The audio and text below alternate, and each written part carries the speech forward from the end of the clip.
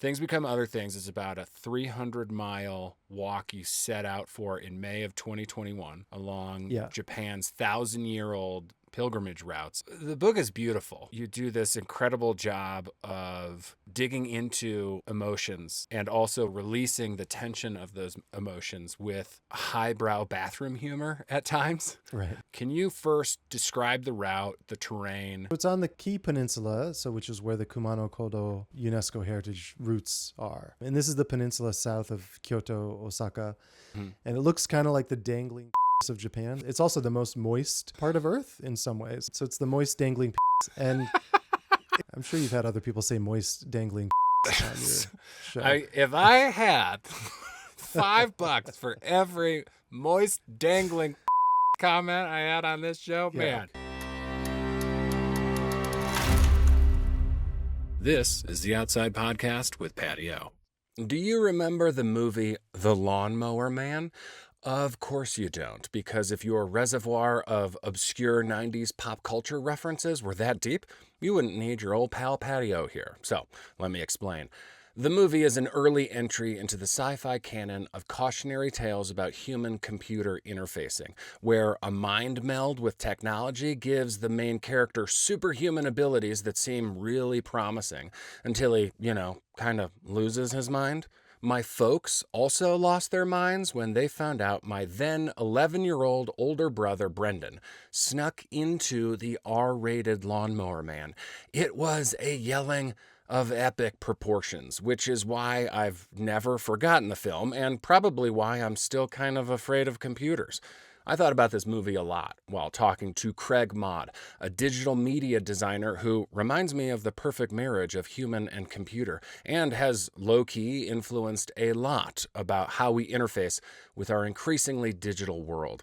He did this through his work with publishing platforms like Medium and Flipboard and his 2 decades of consulting in the startup world. And at this point, you're probably wondering what any of this has to do with the out of doors, let alone a weird, probably not so great sci-fi film that probably should have discounted Pierce Brosnan from getting to play James Bond, but somehow did not.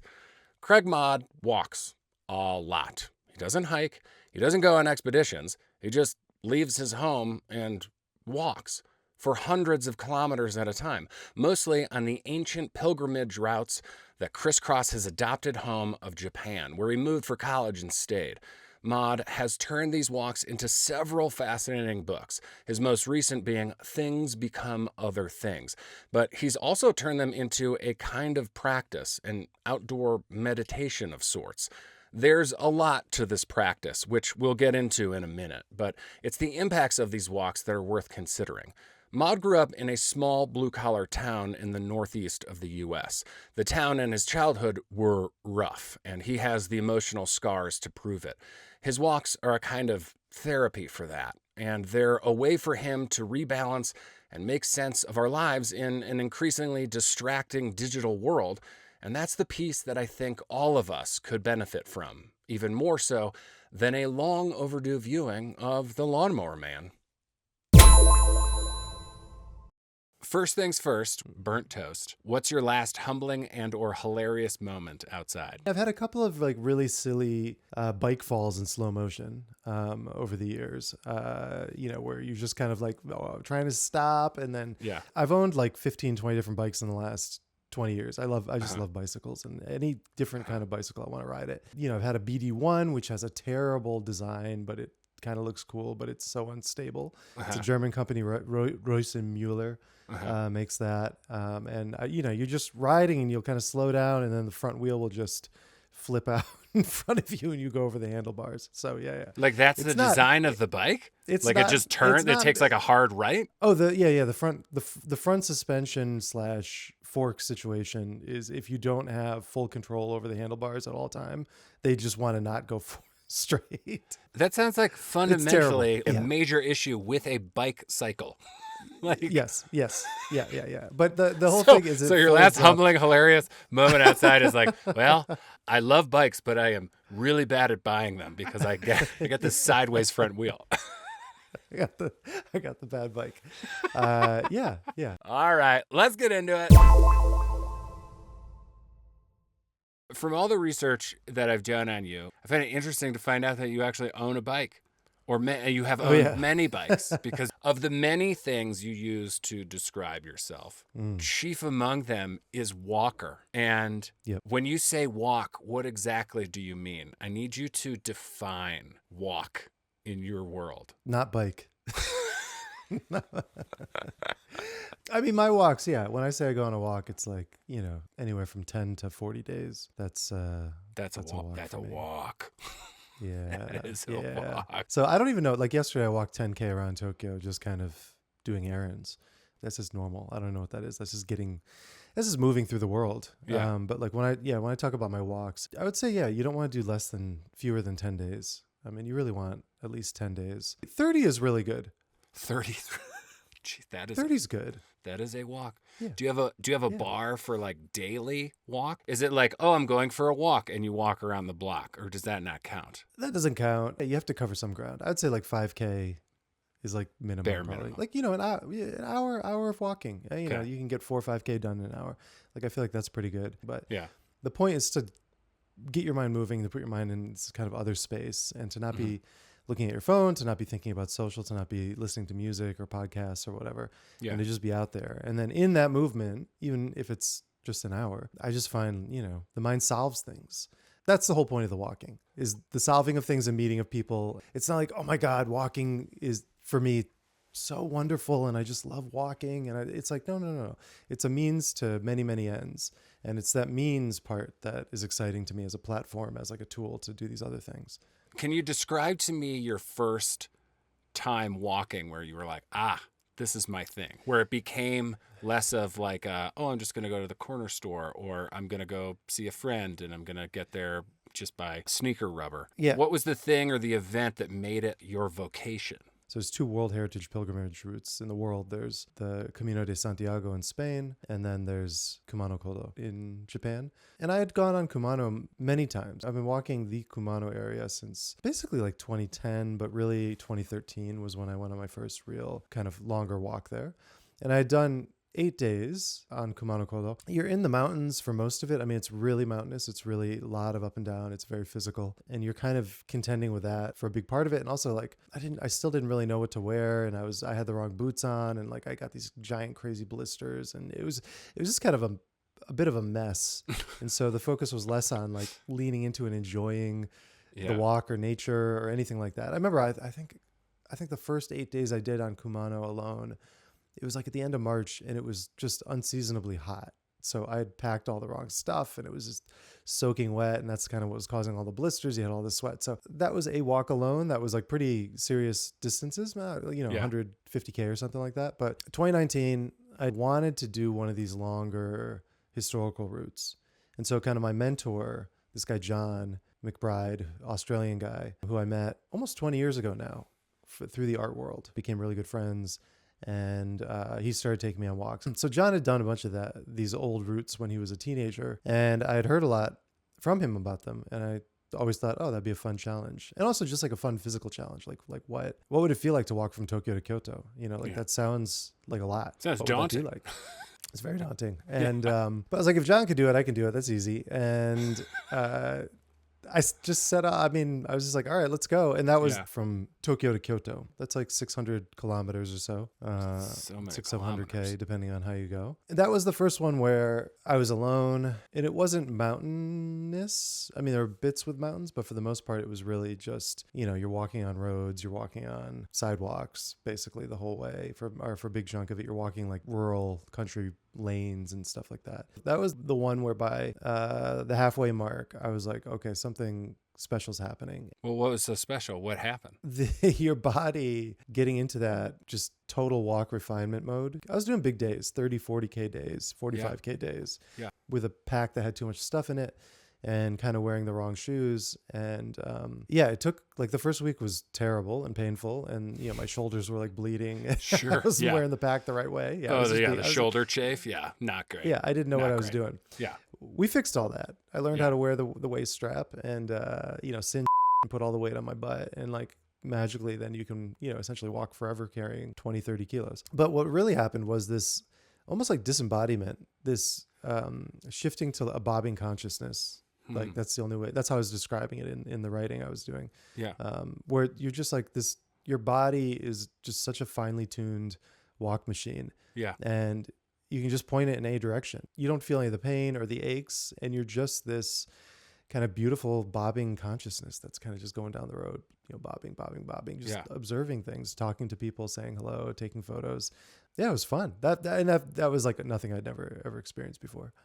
Do you think the walking is a remedy or an antidote to your tech background and your tech work? How do those two things interplay? What's the relationship? No, I'm not. I know there's a lot of guys who are like, I'm going to be a woodworker now because I want to like touch real things. Yeah. You know, that's a trope, right? Yeah. That's like a tech guy thing. It's like, okay, now I'm the woodworker. I'm going to make chairs now. Thankfully, I was old enough to kind of recognize what was important to me by the time I got to Silicon Valley, which was like 29. I turned 30 right after I arrived. I was already so deep in books, writing, but also like programming at the same time. I mean, these things have always been kind of had a dual presence in my life, all throughout childhood, all throughout my 20s, teenage years, 20s. So no, I don't think it was a response to anything. It really was just, oh, this feels really good. And I can see how art can be produced using this as a platform. And I can see how this gets me over my worst impulses and my laziness. So I'd say I get that. I'd say that is what it was a response to. Mostly, it's a training methodology for me to force me to write and think and look in a way that I think I'd always aspired to. Yeah. But I didn't know how to. And so that first big walk where every night I was sending like a little SMS. I built this weird like SMS newsletter software. Again, like, you know, you can kind of like mix these things in fun ways. Yeah. And every night I'd have to like send a photo and like 2 sentences about the day. That got me going on doing what I'm doing now, which is where I'll write for 4 or 5 hours a night after a big day of walking. You've described yourself as a skeptical techno optimist. Yeah. What does that mean? What are you skeptical about? What are you optimistic about? I just had a nice long 3-hour conversation with Kevin Kelly and a bunch of other smart people about optimism just like 3 weeks ago. Kevin Kelly, co-founder of Wired, written a bunch of books. He and I run these things called walk and talks around the world. Kevin has a death clock on his computer, and like for himself or the world? For himself, yeah. Oh God, yeah. He's sort of obsessed with like how many days he has left, hours he has left actuarially. Kevin, if you're listening to this, I want you to know that I have a free hug waiting for you, and I want to get that clock off your computer. Okay, Greg, back to you.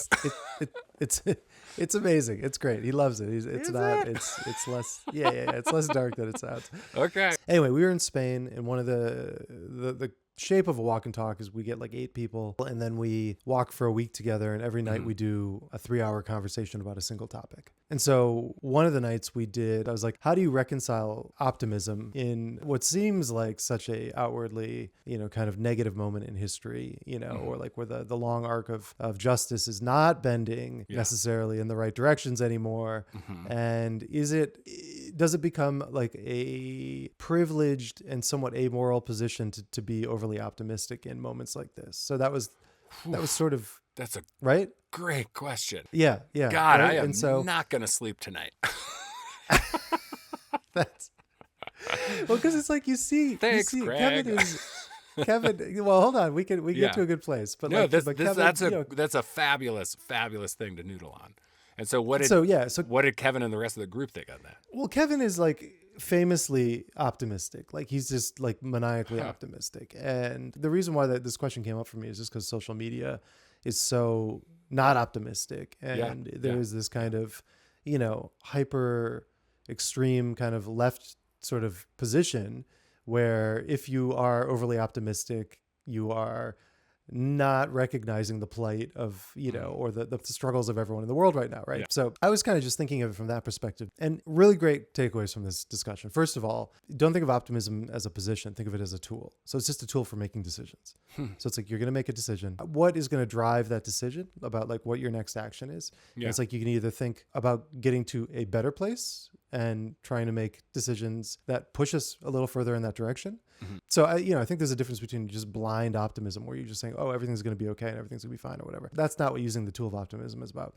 And then Pessimism is actually really interesting to frame it as a self-soothing mechanism. When I think of pessimism, I would not use the descriptor of self-soothing there. So explain that to me. Right. So the framing is everything's going to hell, but at least I'm right. Oh, okay. Yeah. You've won because you were taking the moral high ground. Yeah, you've won because you see the truth and the truth is terrible. But for me, this was a really useful conversation to have. And I think it clarified like kind of where I stand with most of this stuff too. I'm a realist who uses the tool of optimism to like drive a lot of my decision making.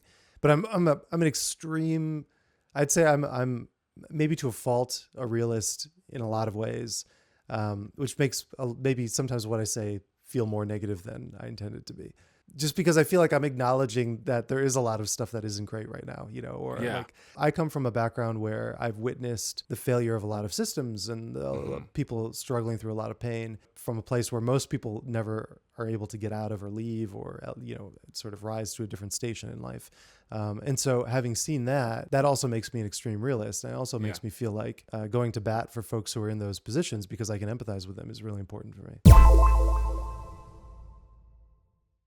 Getting out there and doing a 40-day walk helps reframe you in the context of nature, other people, the world, what you're capable of as a single entity, which is like exciting to feel that.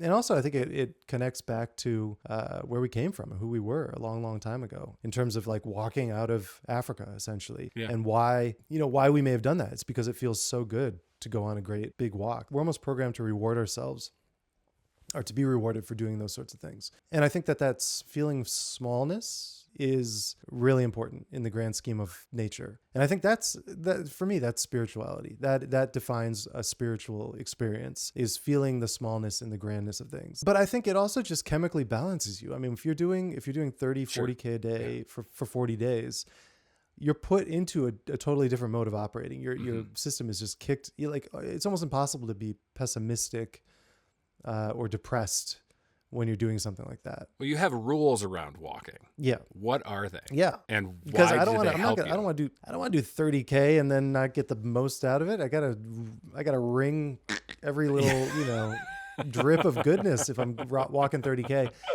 No social media, no news, no podcasts, no teleporting essentially is like the blanket rule. So you have to be in the moment. You have to be present. You can't have your phone out doing some other thing that takes you away from where you are. You have a couple rules that really stand out to me. One of them is that you avoid transportation because, quote, a lot of interesting things happen in the interstitial, boring areas between good and suboptimal walking spaces.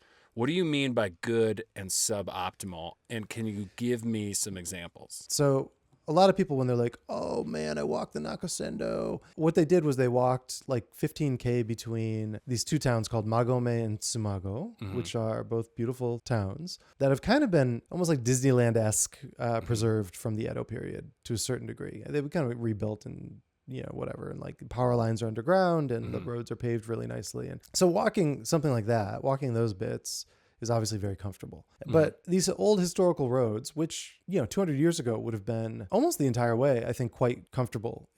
Dirt, tree lined, lots of shade, lots of great shops along the way, tea shops. You can get pounded rice, treats. You can, there was a lot of prostitution. Apparently that was what everyone was doing. So like, you're like sexually pleasured along the way. It's, I mean, there was, it's got everything you need. It's got, no, I mean, I think you got food, you got tea, you got a little yeah, exactly. So I'm just giving you history lessons. Yeah, totally. Just telling you the history. Totally. So 200 years ago, it was just pure pleasure the whole way. Gluttony and everything. And so, but those roads became the prototypes for like modern roads, and then those modern roads, there are a lot of, obviously you didn't need all that infrastructure because people weren't walking it anymore. And then you have everything kind of coalesces around big cities, and then you have suburbs, and then you have kind of like dead zones.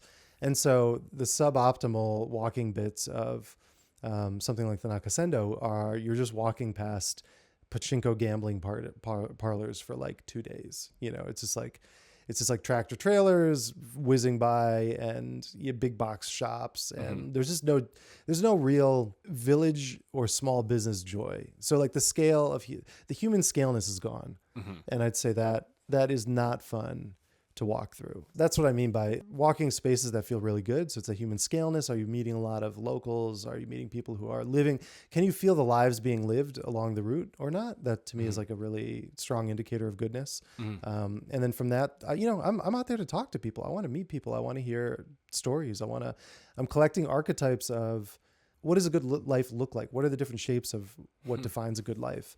And that's sort of what I'm trying to collect. And if you're in the middle of big box stores and pachinko parlors all the time, you lose that. But those are the boring bits, the kind of little bit stressful bits. But I think it's important to walk through them, because if you drive through them, you just ignore them. You don't look at it. You don't think about it. And you're kind of through it quickly. But if you walk through it, it forces you to contend with a certain part of the contemporary condition, which is like, we've done a lot of this crap all over the world. Because I like big box hell looks like big box hell in America. Yeah. It's like the dollar store, Dollar General is arguably a sort of cancer. It's like a commercial cancer that just eats.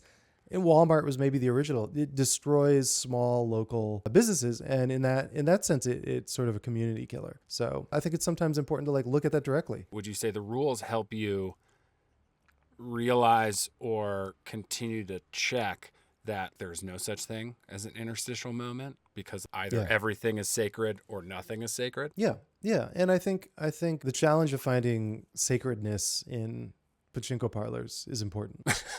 I do. Because it's like everyone wants to ignore it. Yeah. Or walking through, more kind of impoverished industrial areas. Yeah. It's like if you want to know the country for real, you have to touch those spaces. So the walking then is an investigation of your own and just humanity in general. And so is that why you have other rules, like you've got to take a portrait before 10 a.m.? You have to film 5 minutes of nothing exciting happening. You have to record 5 minutes of audio. Yeah. Do you impose those rules to investigate your own humanity within this, or just others in general? Can you give me examples of this? Yeah. I mean, I a lot of these creative rules, the portraits, the recordings, it's just a way to create structure around days that would otherwise be just walking from morning to night. And they're also meant to be kind of warm-up exercises around looking. So the portrait thing is really powerful, because you can go a day without taking that risk of, asking a stranger to take their photo is kind of daunting in a way. It's incredibly intimate question to ask someone that you've never met before. And you're just putting yourself up to get rejected, so that's like a big element of it. It's like, you can ask this question, but like chances are they may say no. Most likely they'll say no, but oftentimes they don't. And there's an energy that comes out of that, a positivity. And so you start to get these kind of interesting stories out of people really quickly. And that's inspiring. I get so much energy out of those interactions, because I don't know, they just signal that potential that, living in Tokyo, where I won't talk to strangers, for the most part, just because you kind of like end up in your little bubble, and out on the road, doing the walks, having those rules is sort of a reinforcement mechanism. You just over and over and over and over again, you have these archetypical experiences, and then you learn to believe in them. The walks have taught me, in such a powerful way, that every day is an opportunity to connect and hear these stories and find these kind of moments of incredible delight, heightened delight, almost like spiritual delight. And it all costs nothing. It's all like, these experiences are accessible to anybody at any time. But if you don't have the rules, you might not start taking the steps to kind of catalyze some of them. So like the portrait rule. Yeah, I would easily go for a week without taking a portrait, but because I had that rule, it's like, okay, great. It's almost 10 a.m. Oh my God, I haven't taken a photo of someone. Let me just grab this old lady on the side of the road. Hey, can I take your picture? That sort of thing. And it doesn't matter if the photo is good or not. Yeah. You try to take a good picture, but it's just about that, the act of unsticking yourself and then remembering, oh wow, yeah, that's right. I can literally talk to anyone I'm passing on the street and have a potentially really interesting experience or interaction, and you bring that back to your day to day. Has the walking made you a better person? Oh yeah, absolutely. How? For sure. Like kinder, softer, more vulnerable. Yeah. What do you think? Oh, just more observant in the world, like just a sharper sense of attention control. It's a big part of being a good human, is just controlling your attention. It's controlling the locus of attention throughout your body. You can kind of move it's like the cursor of attention throughout your body. And, controlling your attention is a way of controlling your emotions. What's interesting to me is a lot of what your walking seems to be about is the examination of otherness, right? About those around you, about the culture that's surrounding you. And to me, your new book, Things Become Other Things, is notably different because it seems that you turned more inward in this walk, or the walk helped you turn more inward. Things Become Other Things is about a 300-mile walk you set out for in May of 2021 along Japan's 1,000-year-old pilgrimage routes and through depopulating villages. And you've described it as transformative. Can you first describe the route, the terrain, how long the walk was, time, distance-wise, like day to day? Can you first just give me the visceral details of the walk and why you set out for it? Yeah, so it's on the Kii Peninsula, which is where the Kumano Kodō UNESCO Heritage routes are. And this is the peninsula south of Kyoto, Osaka. So if you look at like Kyoto and Osaka on a map, there's like a bit of land below, south of them. Mm-hmm. And it looks kind of like the dangling of Japan. That's kind of that's the easiest way to picture it. It's Honshu's dangling. It's also the most moist part of Earth in some ways. So it's the moist dangling. And I'm sure you've had other people say moist dangling on your show. If I had $5 for every moist dangling comment I had on this show, man, I would be a billionaire. It's hard to get to. Yeah. Because it's hard to get to, a lot of the spiritual history wasn't kind of scrubbed away with modernism and with certain contemporary laws. So there's a syncretism between Buddhism and Shinto that's still present on the peninsula. And that's one of the reasons why it got UNESCO World Heritage listing. And there's all these routes. They all connect at this one place called Hongu, the main shrine. And it looks like a spider web kind of coming out from Hongu. And I'd done little bits and pieces, this one, that one, the other one, this, twice, 3, 4, 5, 6, 7 times, this one, whatever. And it was the middle of COVID, peak COVID, Japan's totally locked down in the sense like people couldn't come into the country. So it was almost like going back to the Edo period where foreigners were not allowed in the borders, and yet there's no restrictions. And so I was like, okay, I want to go back to the peninsula. There's a few routes that I hadn't touched fully. And so my goal was to just kind of like connect a lot of these spaces between routes that I hadn't been to, and like to kind of just do a big walk. So it was 30 days, the height of COVID. I just wanted to get out and move my body and just be back in the world. And it was in that kind of bizarre, denuded of human state, because everyone was sort of inside, of walking the peninsula, that, I did start to reflect back on childhood and this childhood friendship in particular, and just thinking about, why am I here? I'm 41 years old. Why am I doing all these huge walks alone in Japan? Like, this is a pretty weird thing. And so the COVID walk, because of that kind of silence and I think just the energy of the world at that time, it made for a really self-reflective moment. And that's what's in the book. The book is beautiful. It's poetic in both its photos and its prose. And you do this incredible job of digging into emotions and also releasing the tension of those emotions with highbrow bathroom humor at times. Right. Like, which as a never-ending 14-year-old, I just can't tell you how much I appreciate that. And it reads almost as journal entries and letters to your friend, Brian. Yeah. And so in that way, the reader almost gets to be in the corner secretively reading your journal, but also gets put into this place of, we are Brian. Now, I don't want to give away the book to our listeners, but what about this walk made it so transformative? What felt different? The COVID part of it was a big part of it, but also, the peninsula is not wealthy. It's a working class blue collar place. So it's like everyone's a fisherman or logger or farmer.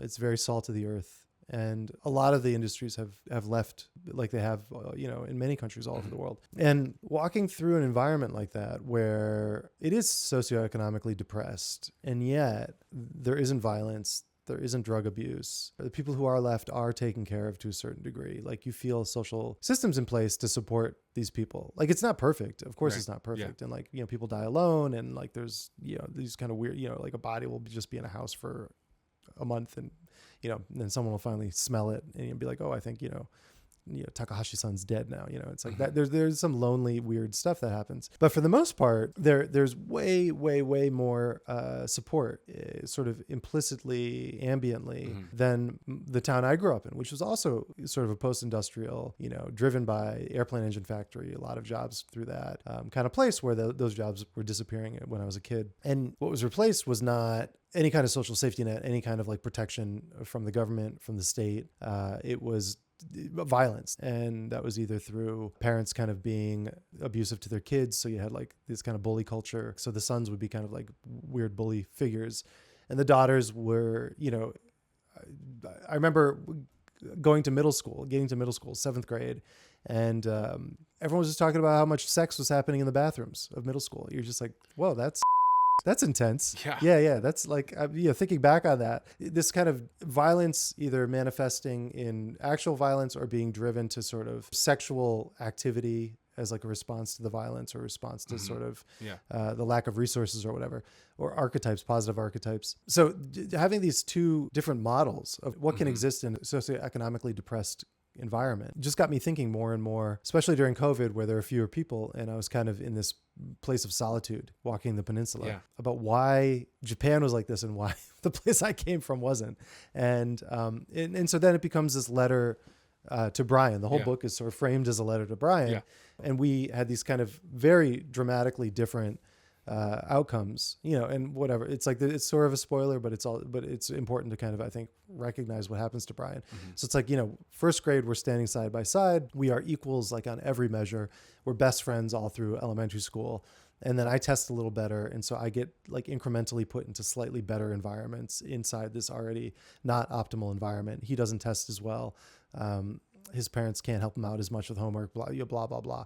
And he kind of goes in a different direction. And it kind of keeps pushing him more and more in a violent direction. As soon as we graduate, I'm like, okay, I need to just get as far away as possible. I need to run to the other side of the earth. And like, that was kind of my response to the violence and the lack of kind of support in the town. And then a week after we graduate, he's at a party, he gets murdered, and that was sort of his outcome. And so, we have two kids, first grade, side by side. And by the end of high school, we are both responding to this violent environment that doesn't feel supported in, I'd say, equally kind of extreme ways. And so again, that was like, I'm 41. Why am I doing these like 30-day walks alone in the middle of nowhere, Japan? Like, that's a very weird, like, let's be honest. That's a weird thing to do. If you're a grounded, healthy person, you're not doing this. You just aren't. Like, there's a trauma that drives someone to go do that. And I was just reflecting on that kind of that bizarre trauma. And like, my response to trauma was in my 20s to drink myself into the ground. And then in my 30s to start finding like healthier ways through physical activity. And so the walks are becoming this kind of apotheosis of like response. Whereas Brian, on the other end, it was like a more violent response. He just didn't have these archetypes or didn't have the grades or the resources to get out of town. And that led to death, really 17 years old, being murdered. It's kind of stupid. So I don't know, just that environment, the circumstances, the peninsula itself, this socioeconomic kind of vibes of that place, all that together made me think back on that friendship and where we came from in a way that I've wanted to for essentially, almost 30 years, but didn't have the guts or the skills to really do so. What about the physical act of walking allowed you to access really this like traumatic event and memories in potentially a safe way? Well, I think that boringness, of the long days where you're not teleporting and forcing you to turn towards those uncomfortable places. In our day to day, when we have 1 millisecond of downtime, where it could be potentially, we feel boredom swooping in. You just grab the phone immediately, and you're doing more Candy Crush or whatever. It's like we any uncomfortable emotion now is mitigated by the soma of our smartphones or whatever, infinite connectivity. Sure. So when you take that away, and yet you're not just sitting in your house, like, I don't know, what's the classic stoner thing is like, you're sitting in your house just smoking weed all day, like kind of in a depressive state, playing video games or whatever. Like, when you're not doing that, when you're doing this elevating activity, which is like, a 30K walk is going to elevate you. It's going to make you feel good. Like, you've accomplished something, even if you've done nothing else that day, you've walked 30K, and your body rewards you chemically for doing that. So you're sort of in a in a more, I'd say, optimistic place, a more positive place. And so when these complex emotions and memories emerge, you're able to turn to them, I think, in a more compassionate way. And without walking, I wouldn't have been able to do that. In the pages of your book, in these scenes, I kept thinking of this Portuguese word, saudade, or saudade, if you know it. There's not an exact English translation, but it loosely translates to the love that remains. And I understand it as a deep emotional longing that lingers through the passage of non-linear time. It's the present and memory and emotions and nostalgia and melancholy all wrapped up into one thing, one kind of buzzing thing. It's both joy and sadness at the same time. Yeah. To me, your book is dripping with this. Do you think walking, and this particular walk, puts you in that state, into that feeling? Yeah, I mean, that's interesting to think about how much of the walking is sitting in kind of that sort of, in Japanese it would be like almost like natsukashi is like a similar word. What does that translate to? Basically what you just said. I mean, it's sort of, it feels like it occupies, it's not 100%, but close to that. It's sort of, it's nostalgia, but with extra layers added onto it. That longing for the thing that hasn't even disappeared yet. I think if you look at our catalog of human emotions, that state of recognition of the beauty of it, of things, the fleeting beauty of it. Japan does a lot of that, just in terms of obviously Buddhist influence of like non-materialism and, we're all going to die and things disappear. Being in Japan itself kind of trains you to enter that register. Specifically in this walk, does it tap you into an emotional state and at the same time a creative state that you otherwise could not have entry to? I wouldn't go so far as to say you could not have entry to it. What I think it does is it just makes the entry way easier. And it almost removes the onus on you to generate or find the entrance to it, to that emotional state. And by just doing the walking itself, so it's almost like this, like a side glance at that state. So it's like if you look directly at it, you can't get in there, or it's hard to get in, or it's like just hard to, it's, just to sit down and like work with all this crap going on and buzzing and whatever. But when you start walking, it's almost like this wormhole into it. That's much easier to enter, because it's just like, okay, I'll just move. I just got to move my feet, go to that direction, don't look at my phone, and you get there. You just enter that state. So it's sort of a hack to get there. I wouldn't say it's only accessible through walking, but I'd say that walking makes it a lot easier to feel it and inhabit that state. And then when you're not walking, it's easier to get there because you kind of know what it's like to be there, if that makes sense. Well, in this specific journey, in your walk of the Kii Peninsula, what thing within you became a other thing? What was transformed within and about you? I mean, I think recognition of that friendship and being able to turn to it with, I think, a lot of compassion, and it's like, and the book is sort of like slyly political. I mean, it's like, it's kind of political without being didactic about it, but it's just like, I'm just telling our story. I'm just talking about how we grew up. And you read that and you go, oh, well, we should do better as a society to not have these kids grow up like this. Like, I think that's just implicit in the descriptions, but there's no blame being placed on, say, any of the local actors, and it's like the town isn't to blame, and, the families, the parents aren't to blame. And it just kind of, I think this recognition of trauma being passed down, what you see and all you know, and that makes your world tiny. And I think, it's like you look at your parents and you look at their parents, and like my dad, for example, is just like layers and layers of like kind of abusive fathers before him. And so it's like, how can you expect this guy to even have a sense, like the smallest sense of what to do as a quote unquote good dad? And then as I've gotten older and I've met these kind of incredible archetypes of really great fathers, it's freaked me out about how bereft that experience with like this father was. The impulse is that you want to kind of carry a kind of anger towards that. I think a lot of people carry resentment or whatever, but for me, it isn't that. I think it's just this compassion, understanding is what's come out of it. This book I've worked on for 4 years. So it's like 4 years of your life. I'm kind of sitting with these stories or emotions and being able to sit with those things and come out the other side, recognizing and hopefully honoring that friendship I had with Brian and his position in my childhood as this really important figure, probably the most important figure. I can't really imagine anyone else who I had nearly that sort of connection with, and being able to like kind of thank him for that and have a certain amount of closure, I think, on this wound that was there. Because when you're 17, you don't know how to process murder. No. And I spent years trying to poke that thing that was that box of emotions around him getting murdered. And I would try to write about it here or there. And then finally it was with this project, this book, that it was like, okay, I think we've waited long enough and we've done enough work on ourselves. Yeah. And we kind of understand the world in a way, in a holistic way that I think allows us to do justice to the memory and what happened. Sorry. That couldn't have existed. It just couldn't have existed otherwise. It couldn't have happened otherwise. So it sounds like to me that the walk and then the work, the writing that became the book, these things led to a sense of peace, even forgiveness. Yeah. Well, just understanding, just this elevated state of like, okay, where does the blame lie for these environments, and recognizing that it isn't an individual decision. It's the people of a town that is economically impoverished and resource bereft did not choose that. Mm-hmm. And so it's like this American idea of, oh, you just have to fix it yourself, or it's your fault, the situation you're in is psychotic, right? That's like a psychotic way of thinking about things for so many environments. And so being able to get to a place where I recognize that and can kind of, I think, articulate that was really powerful. And I'm glad I got there on the other side. In relation to your walks and the writing that comes from it, you've said there is a place in the world that looks and feels like this. Given a little gumption, similar places can probably be found near wherever you may be.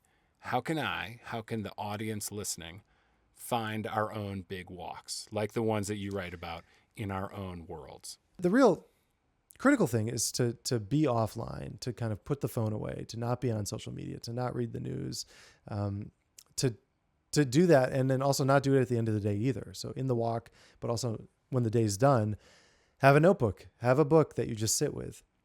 And if you can't, take a week or take 10 days or take 2 weeks or whatever, the next best thing you can start to do to cultivate this awareness, sense of awareness or control, is get your phone out of the bedroom. I'm sure most listeners sleep with the phone right next to their bed. Don't do that. Get the phone out of the bedroom and put it in a place where you won't see it in the morning either. Yeah. So it's like you wake up and try to get to lunch without touching your phone. And that will be a good first step. Yeah. And then when you do a walk, start with your neighborhood if that's something you haven't done before, and put the phone away. Don't walk with the phone, or put it in your backpack if you want to have it for emergencies, but don't have it readily available. Like you have to dig for it if you're gonna walk around with it. Just the very easy first steps. Well, in terms of finding big walks, quotes around mm-hmm. big, whatever we deem big, what's the big why here? What will walks do for us? What should we be looking for when we're out there, and how do we find it? These are great questions. My goal is to like get them as many full days as possible. So to wring the most fullness out of a day as humanly possible. Mm-hmm. So like you get in bed at the end of the day and you're just like, holy crap, that was like, there was no more fullness I could have had that day. And I think if you're candy crushing all day, you don't feel that. So it's like, if that's the opposite. Like what if you candy crushed all day, sat on the couch, whatever that is, you're trying to get to the opposite of that. And until you understand what a full day feels like, it's hard to believe in it. Mm-hmm. And it's hard to reach for it. And once you do understand what a full day feels like, and you do it over and over and over and over again, you start to imprint that on your neurons, and your shape of your brain changes around fullness. You start to feel the things in your life that take away from that. I think you become more sensitive to it. And again, it's like sort of almost like an attention focused thing.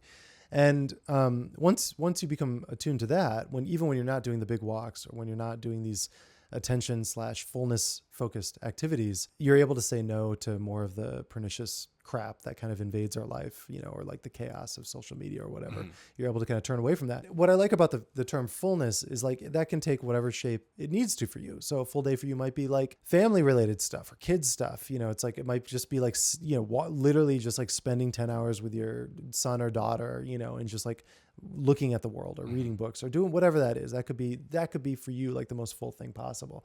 Or it might be as an artist or creator, like getting 3 or 4 incredible hours of deep focused, flow state work in. Like that could be it. And then you're done. Great. You're done for the day. Everything else is a bonus. But at the end of the day, you can go, okay, I got the fullest bit of that as possible out. And, I think like to get metaphysical, spiritual, or whatever, like the greatest respect you can have for our consciousness, like this weird miracle of consciousness, is to get that fullness. It's to be like, all right, I did for me, this weird chemical configuration that defines me, whatever that is, the things that I feel drawn to, I was able to give my full heart and attention and soul and like gaze of the day to that thing. And I can say without any qualification that was the most I could do today. That was great. Let's do that again tomorrow. The shape of your days is the shape of your life. It's just like, that's all we're aiming for. And for me, big crazy walks in the middle of nowhere alone, like a psychopath.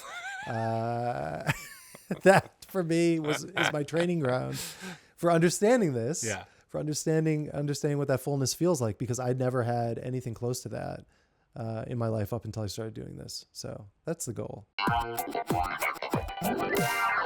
So it's time for the final ramble. One piece of gear you cannot live without. Chicken fingers. Chicken fingers? No. One piece of gear. Chicken fingers for everything. I can't. I'm so nervous. I can't do it. What do I say? What are words? I'm going to cheat. I'm going to say global positioning satellites. Pretty good. That's pretty damn good. Best outdoor snack. A yokan. What is that? It's a very old Japanese snack that is kind of like a fruit roll up if you condensed it into a rectangular block. So I actually don't know what it's made of. What is your hottest outdoor hot take? Oh God. My hot take is mountain bikers mountain biking down mountain pilgrimage paths should be shot in the face. They should be shot dead in the face. Is there a way that you could say that is potentially PG-13 and not 80s R? They should be shot in the thigh.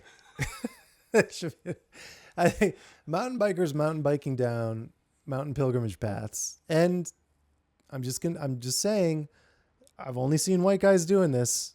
I've never seen a Japanese guy do this. There seems to be a white guy sort of impulse to do this. I think they should be. I think they should be jailed in solitary confinement for like a couple years. That's what I think the punishment should be. That is a spicy. You wanted spicy. I wanted the spice. You gave me the spice. I appreciate it. Murdered or jailed. One of the two.